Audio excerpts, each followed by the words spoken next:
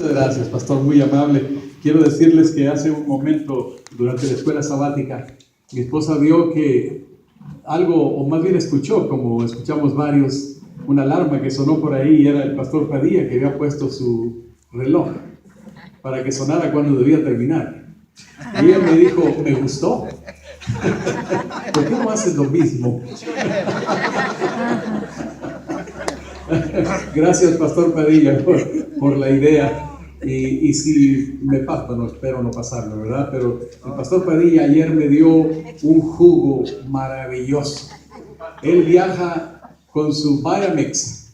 Es una máquina especial, una licuadora, ¿no? Sí, una licuadora. Y él la lleva a todas partes, hasta duerme con ella al lado. Y consigue los mejores vegetales. Y ayer me dio un jugo poderoso. Así que estoy lleno de energía por la gracia de Dios. Pero saben, hermanos, qué gozo, qué alegría para nosotros como familia, como pareja, como misioneros de Dios, el poder acompañarles estas horas aquí en el campestre de la conferencia de Téxico.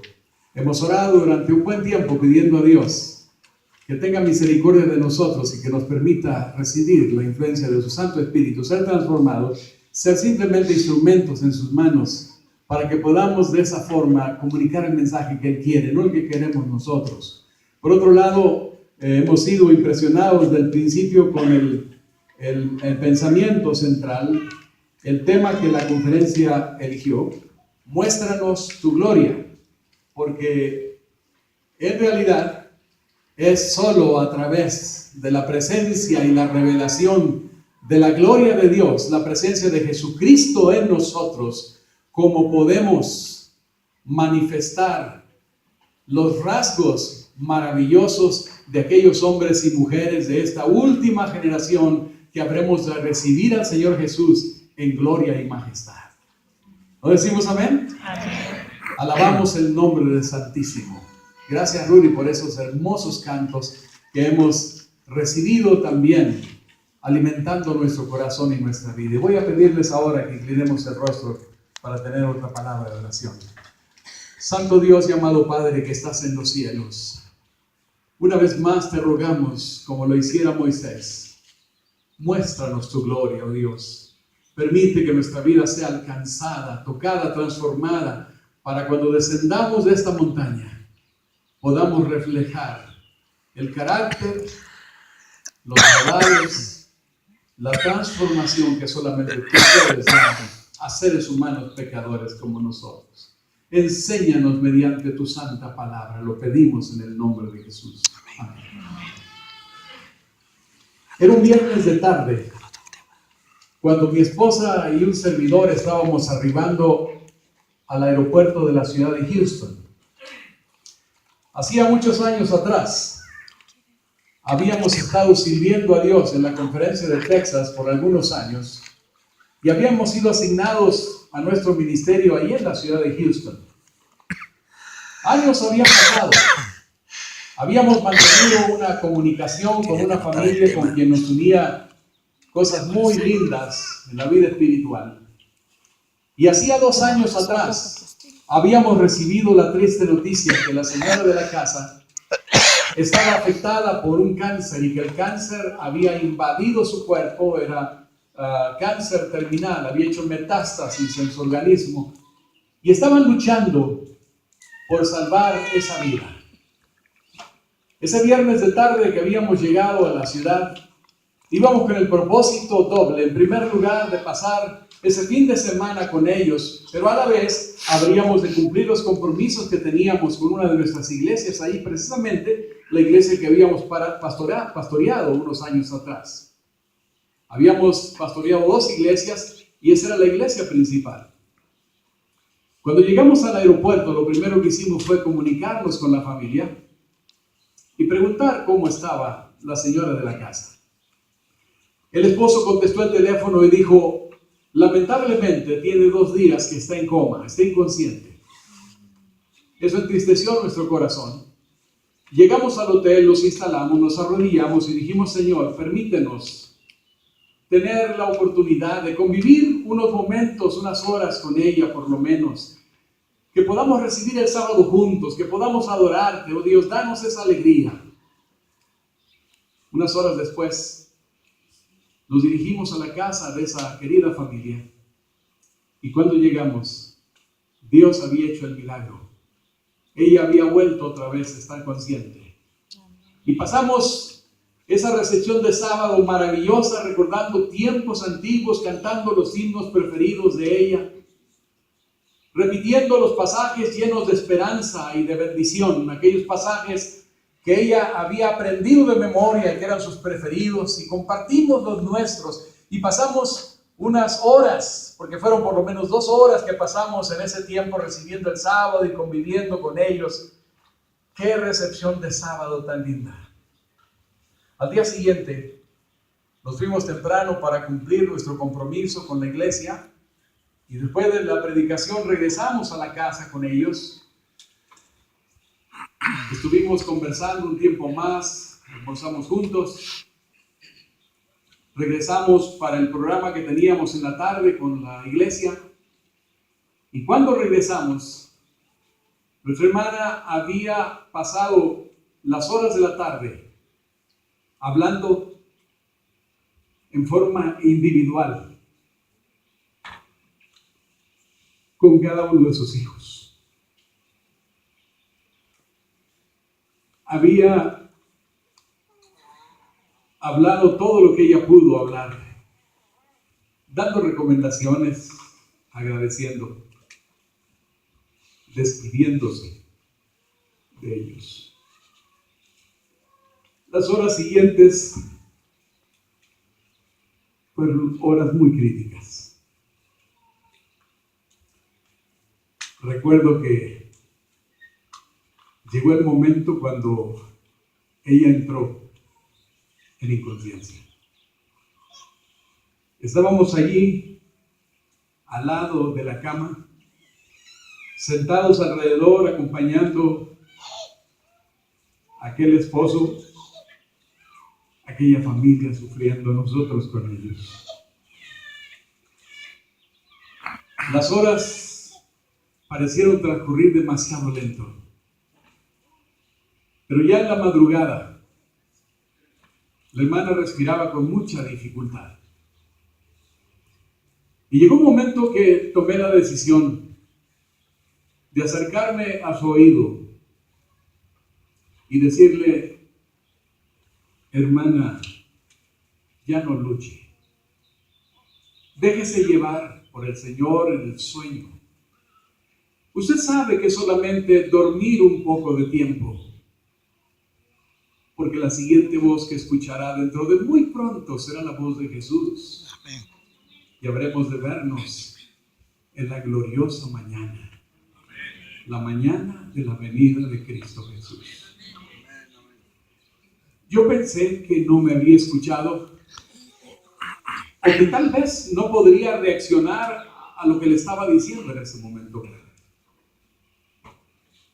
Pero cuando terminé de hablar, abrió sus ojos, sonrió y me dijo: gracias, pastor. Y unos segundos después, terminó su vida. ¿Qué momento más difícil?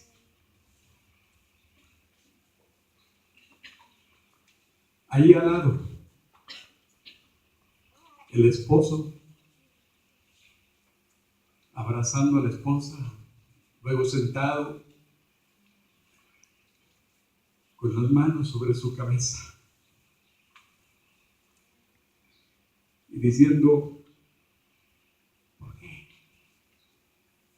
¿Por qué, Señor? Tan poco tiempo nos permitiste vivir juntos. Habían pasado cerca de 40 años en su matrimonio, pero él decía y repetía: ¿por qué tan poco tiempo, Señor?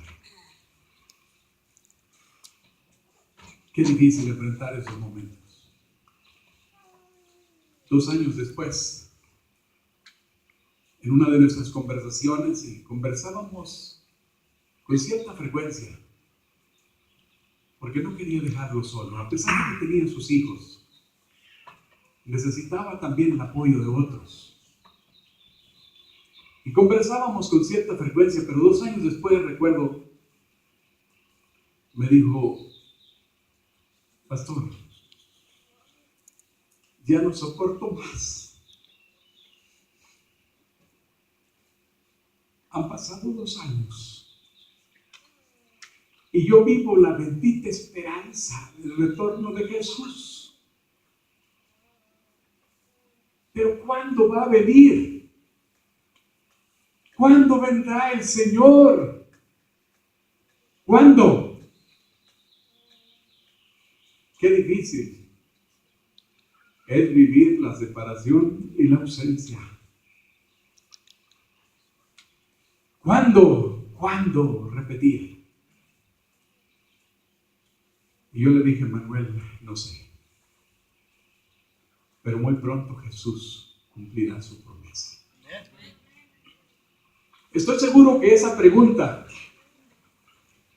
más de uno de nosotros la ha hecho al ser afectados por el dolor y la ausencia, el dolor de la separación. Hay un himno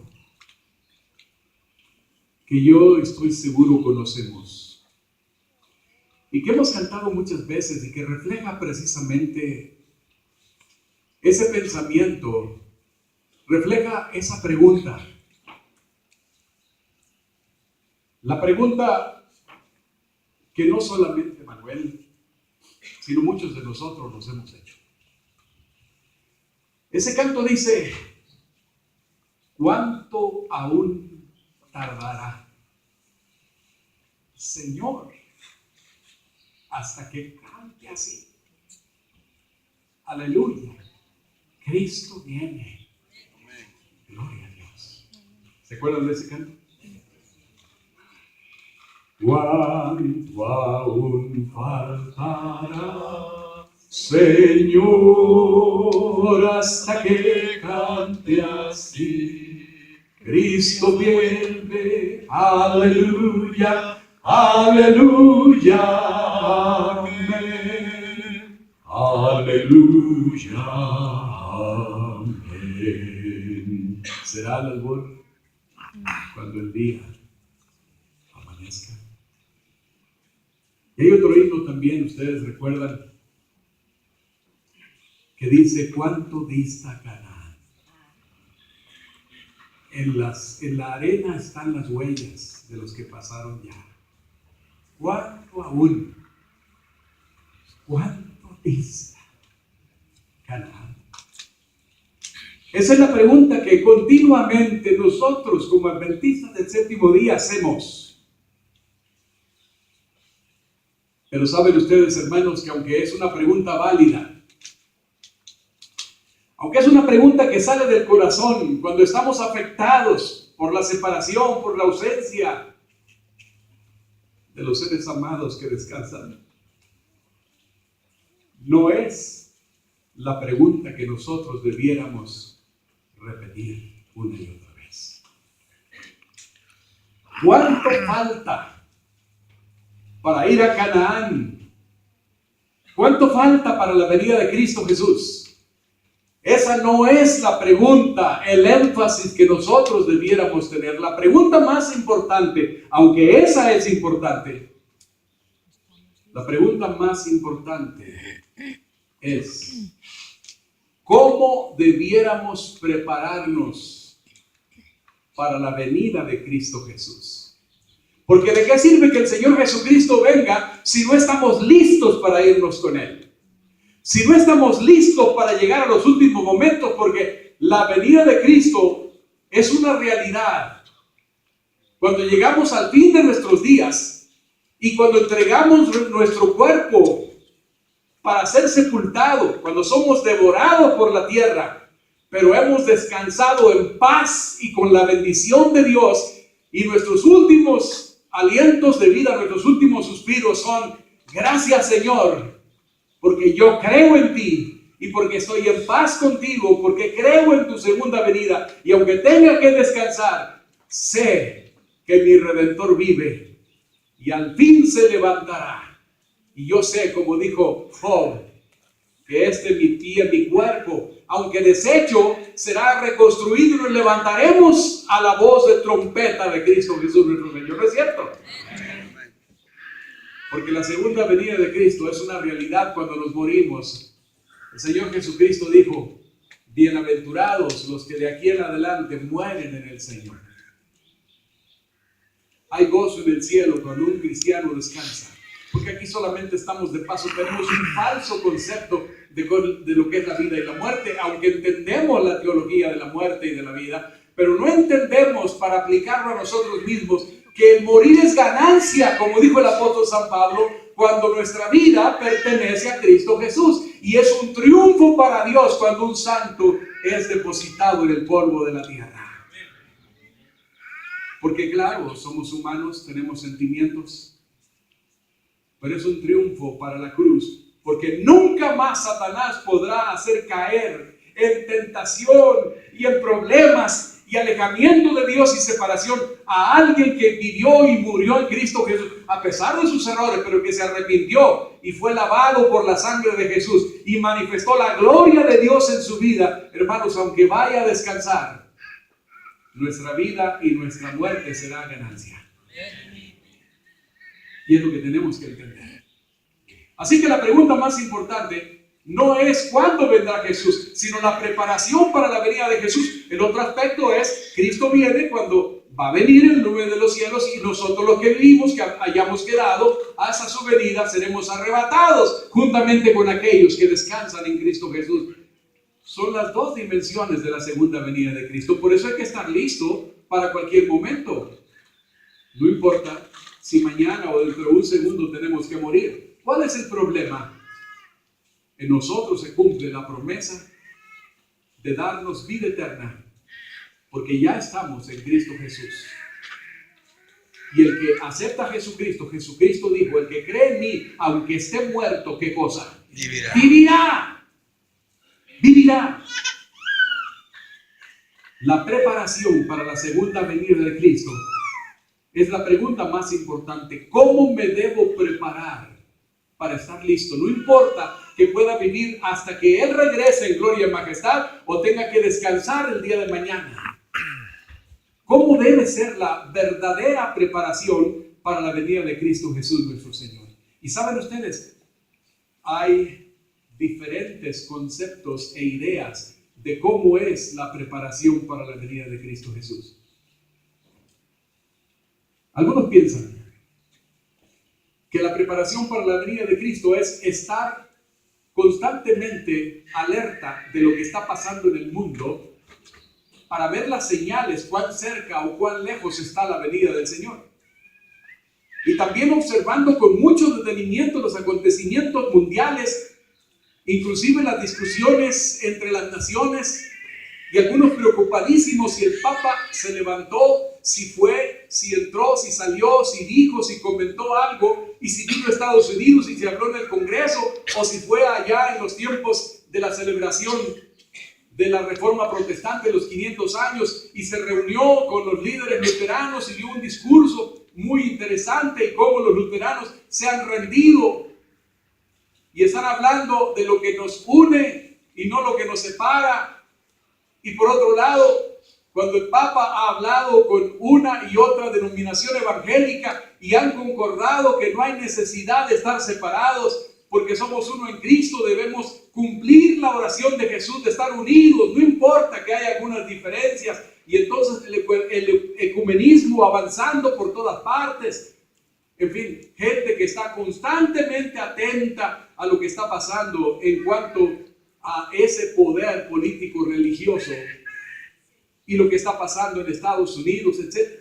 Hay una obsesión por la preparación en ese sentido, y hay inclusive predicadores nuestros que hacen de esto el centro de su predicación y atraen a muchos, inclusive sacan a muchos fieles miembros de la iglesia porque les dicen es que tu pastor no le predica de eso y yo tengo en mis archivos, tengo contactos en el Congreso de Estados Unidos, sé lo que está pasando, tengo algunos documentos y empiezan a hablar de cosas interesantes y muchos miembros de nuestra iglesia son arrastrados a movimientos fuera del movimiento normal de la iglesia porque hay predicadores que son muy hábiles en manejar la información y dan datos precisos de lo que está pasando con el proceso de la ley dominical, en qué punto están, cómo le están haciendo, y todas las señales de la venida de Jesucristo y la persecución, y los hermanos salen después de escuchar 2-3 horas a esos predicadores interesantes con citas del Espíritu de Profecía. Nada malo, por supuesto que hay que estudiar el Espíritu de Profecía, hay que ver las señales, pero eso no debe ser una obsesión. Muchos que son arrastrados por esos predicadores que son carismáticos y que traen mucha información a la iglesia, cuando los escuchan los hermanos salen asustados pensando que a lo mejor ya ven un policía, piensan que eso los va a perseguir y que el ejército y que la ley dominical y cuánta cosa, todo eso llega a ser parte de una obsesión y piensan que la preparación para la venida de Cristo es simplemente estar viendo las noticias, oyendo esos predicadores, yendo aquí, yendo acá y siendo movidos de esa manera, algunos hasta abandonando las filas de la iglesia organizada, porque la iglesia ha apostatado, etcétera, etcétera, etcétera, y creen que esa es la manera de prepararse para la venida de Jesús. No nos equivoquemos, hermanos. Yo no estoy diciendo que no hay que estudiar, por supuesto hay que estudiar. Hay que estudiar las profecías, hay que estar atentos a lo que está pasando. Pero eso no es lo que a nosotros debe movernos para estar listos para la venida de Jesús. No debe ser una obsesión. Porque hermanos, si el Papa hace, si el Papa dice, si este poder y este otro poder, y si estas leyes y otras leyes, etcétera, se van a implementar, gloria a Dios, porque eso es lo que esperamos. ¿Cuál es el problema? Alabado sea el Señor que esté sucediendo eso. Y eso no nos debe hacer sentir a nosotros como que ya tenemos que correr, ya tenemos que salir, ya tenemos que ir, y hacer de eso la obsesión como si fuera eso realmente la preparación para la venida de Jesús. Cuidado, hermanos, porque eso es parte del engaño satánico. No nos atrapa por otra cosa, pero dentro de la misma iglesia puede tenernos obsesionados con señales y cosas que no son el centro, no es la preparación que nosotros debemos tener. Si queremos reflejar la gloria de Dios, la gloria de Cristo Jesús, Jesucristo nos ha dejado la verdadera preparación, sin dejar de lado, vuelvo a insistir, no me malinterpreten, hay que estudiar, hay que leer, hay que estar atentos, pero eso no debe ser una obsesión. Y otros piensan que como preparación ya no es tiempo de casarse, ya no es tiempo de estudiar, ya no es tiempo de tener hijos. Hay que dedicarse 100% a la predicación del Evangelio. Ese es otro extremo. Hay quienes inclusive dicen que la preparación para la venida de Cristo consiste en tener una dieta 100% vegetariana, absolutamente nada de carne, nada de azúcar, nada de sal, nada de esto, nada de lo otro. Y no solamente una dieta vegetariana, vegan, una dieta vegana. Porque eso es la preparación, porque nuestro cuerpo es templo del Espíritu Santo y por lo tanto tenemos que cuidar nuestro cuerpo para que podamos ser idóneos para la traslación. Escuchen bien, hermano. Estoy de acuerdo con él. Yo no estoy diciendo que no sea importante la reforma prostática. Es muy importante. Quiero decirles que les puedo hablar con toda confianza.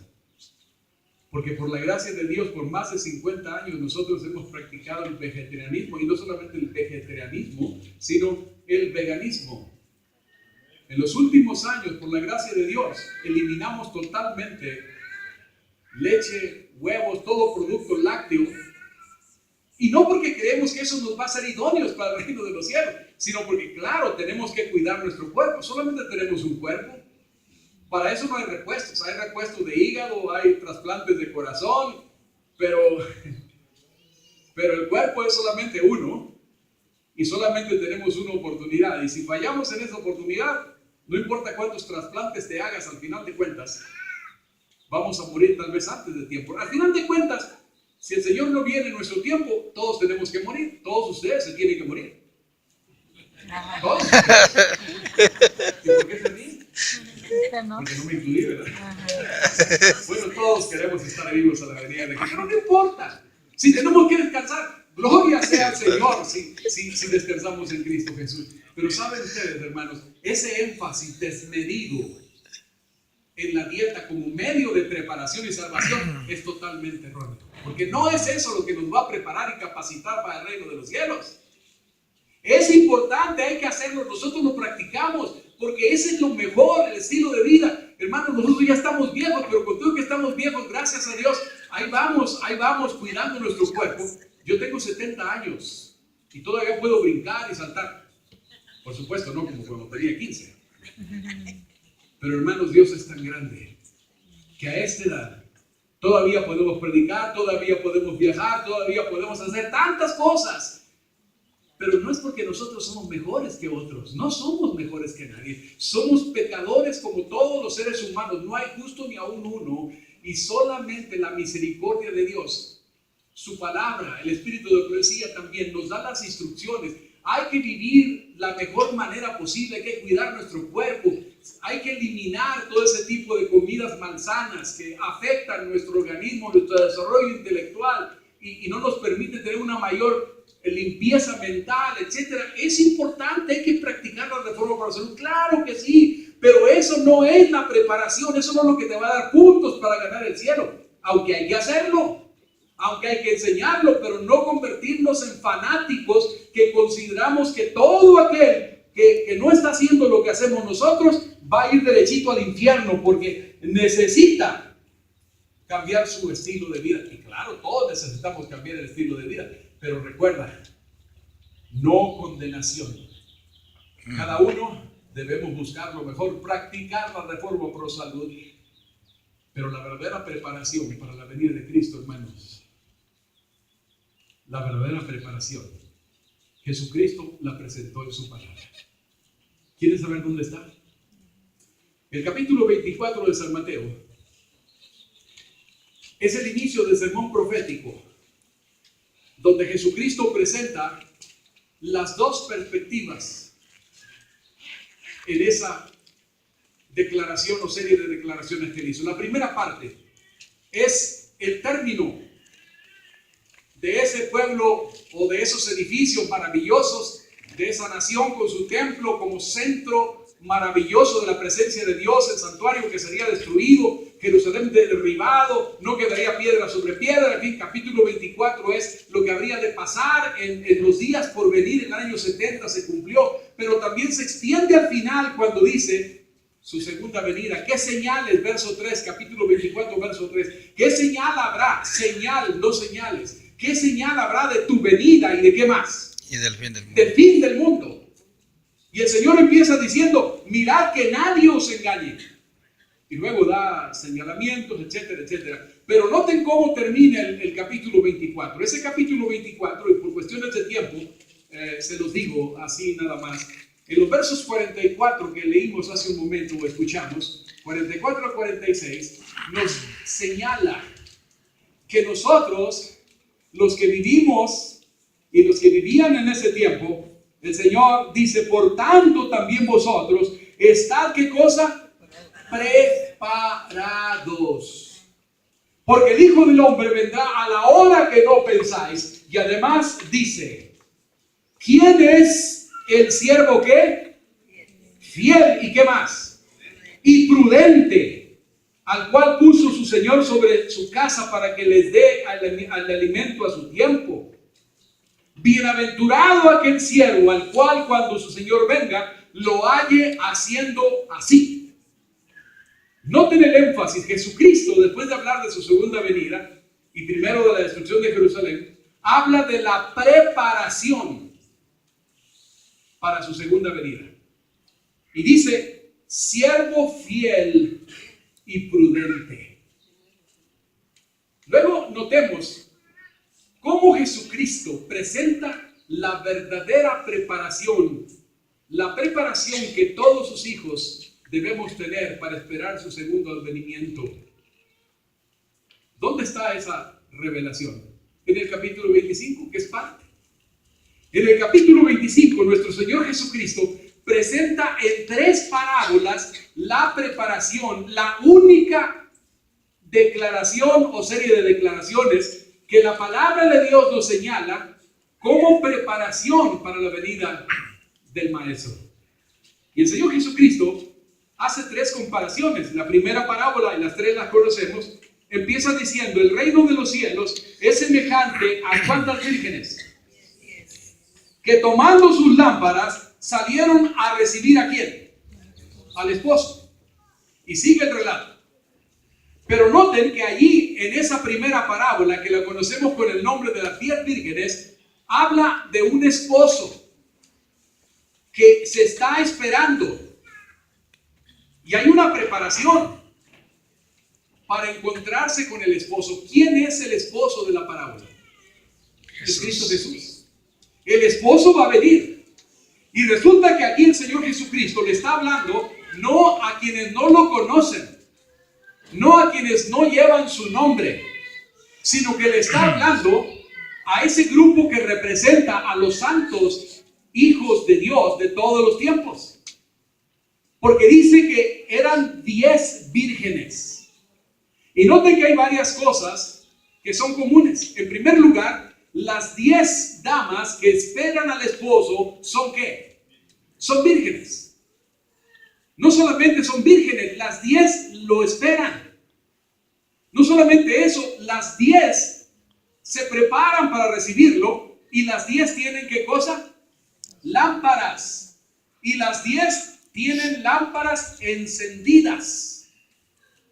Ahora noten ustedes que luego surgen algunas diferencias. Dice inmediatamente en el verso 2 que 5, o sea la mitad, eran prudentes y 5 eran insensatas. Las insensatas se les cataloga de esa manera. ¿Por qué razón? ¿Por qué razón? Porque tomando sus lámparas no tomaron ¿qué cosa? No tomaron aceite extra. Pensaron que en el tiempo que faltaba para la venida del esposo era suficiente con el aceite que tenían las lámparas. Pero entonces resulta que luego viene otra serie de cosas que son comunes. Porque dice que tardándose el esposo, 5 se durmieron y 5 quedaron despiertas. ¿Así dice? ¿Seguro su Biblia no dice eso? Pues la mía tampoco. Porque lo que dice allí es que todas se durmieron. Las sensatas y las insensatas. Todas. Y estaban bien dormidas todas, cuando de pronto todas escucharon el clamor. No solamente 5. Todas escucharon el clamor. Aquí viene ¿quién? El esposo, salir a recibirle. Y entonces 5 de ellas se levantan y se preparan para recibir al esposo, y las otras se quedan durmiendo. ¿Así es? No.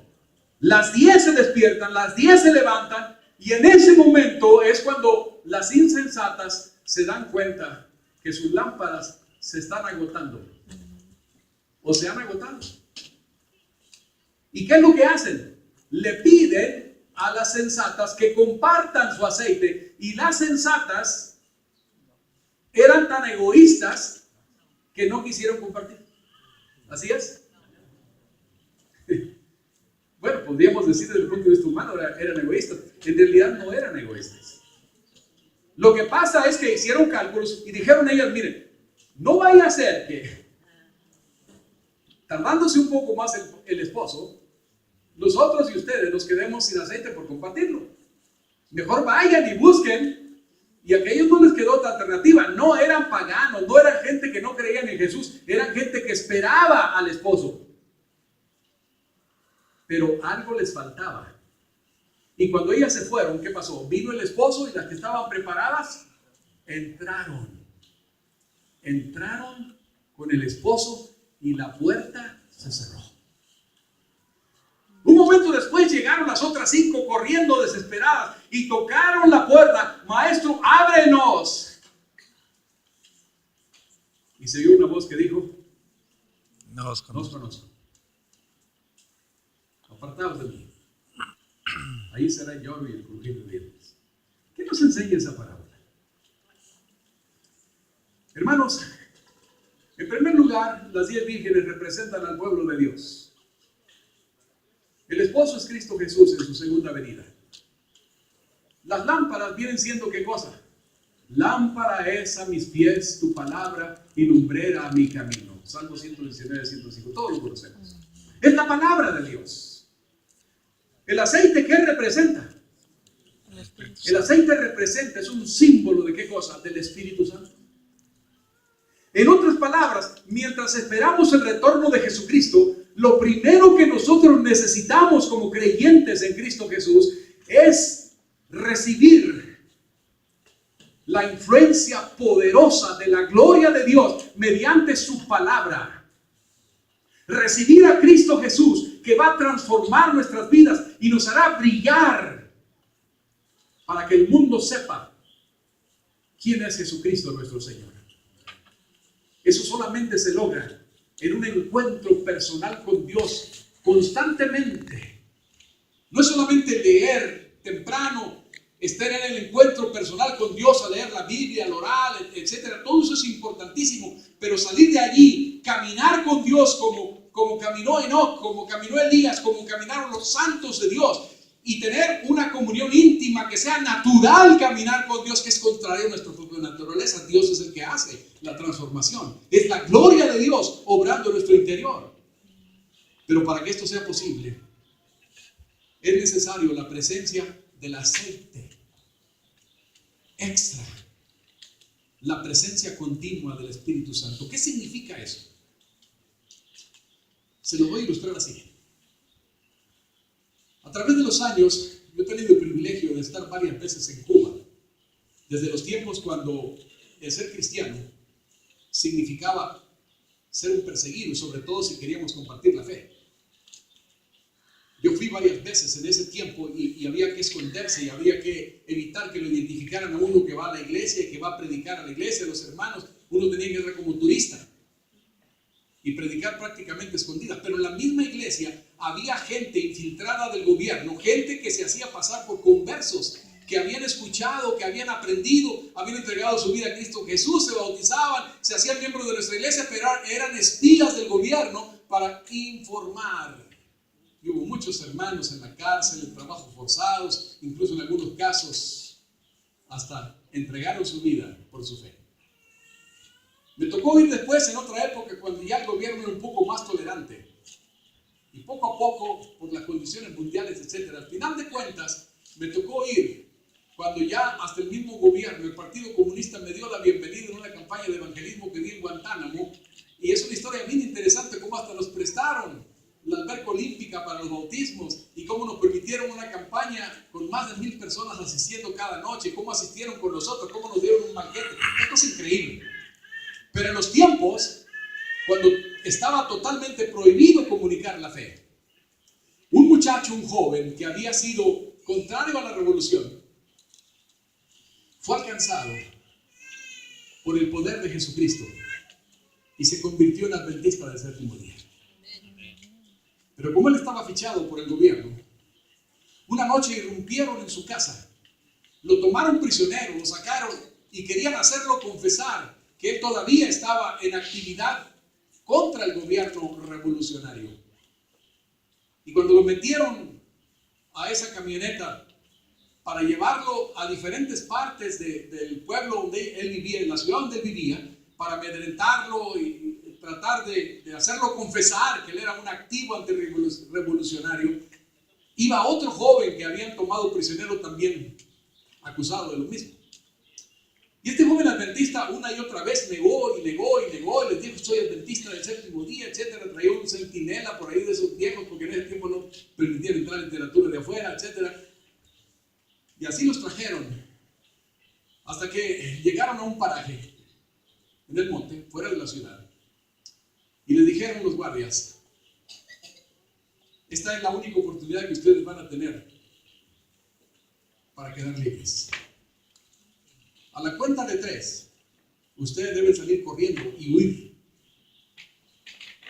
Porque si ustedes no aprovechan esta oportunidad, van a pagar caro y van a ser prisioneros por quién sabe cuánto tiempo. Y quién sabe qué más les pasa. Así que vamos a contar 3. Y a las 3 ustedes tendrán que correr, tendrán que huir. Y en ese instante, el joven adventista tuvo un presentimiento. No corras. No corras. Y él oraba en silencio: Señor, ¿qué es esto? Es mi oportunidad, cuestión de segundos. Pero había una voz que le decía en su conciencia: no corras. Y entonces se oyó el conteo de 3. Y al conteo de 3 salió corriendo el otro joven. El joven adventista se quedó parado. Y cuando aquel joven corrió, lo acribillaron a tiros. Porque esa era la manera de ejecutar a los contrarrevolucionarios, y justificando diciendo que se querían huir, escapar cuando los llevaban prisioneros. Era la justificación que querían tener aún con este joven adventista. Este joven adventista se asustó cuando vio lo que le pasó al que había huido y dijo: ahora entiendo cómo Dios en su misericordia me impresionó para no correr. Lo llevaron al cuartel de policía. Siguieron presionándolo. Finalmente lo dejaron en paz. Allí sentado con un guardia enfrente. Las horas pasaron.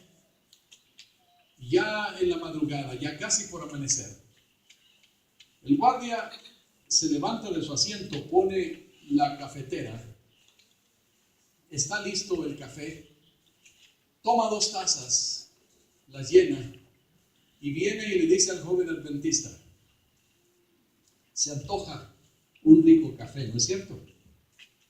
Y le dice: toma, quiero compartir contigo. Y aquel joven dice: no. ¿Cuál es el problema? Has pasado muchas horas aquí, un café te reanima. Es un rico café cubano. Y le dice: toma. Y el joven dice: no. Tercera vez: muchacho, ¿me vas a despreciar? Toma. Y el joven dice: no. Y cuando dice no la tercera vez, el guardia se le queda viendo fijamente y le dice: ¿sabes lo que has hecho? El joven sorprendido dice: no. ¿Sabes lo que has hecho? Él dice: no. Has salvado tu vida. Si tú hubieras tomado la taza de café, aquí mismo te mato. Porque nosotros sabemos que los adventistas del séptimo día no toman café. ¿A cuántos hubieran matado? Eso consume su mente.